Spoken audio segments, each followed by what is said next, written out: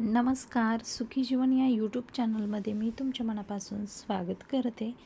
आपल्या आयुष्यामध्ये आर्थिक अडचणी वारंवार येत असतील, आलेला पैसा हातामध्ये टिकत नसेल, तर येत्या महाशिवरात्रीच्या दिवशी तुम्ही हा उपाय नक्की करा. यामुळे तुमच्या जीवनामध्ये ज्या काही आर्थिक अडचणी आहेत, पैशांची चणचण असेल, वारंवार तुमच्या आयुष्यामध्ये अडचणींचा सामना तुम्हाला करावा लागत असेल, तर तुम्ही महाशिवरात्रीच्या दिवशी भगवान शंकरांना म्हणजेच महादेवाच्या पिंडीवरती भीमसेनी कापराचं जे पाणी आहे म्हणजे जल अर्पण करायचं आहे.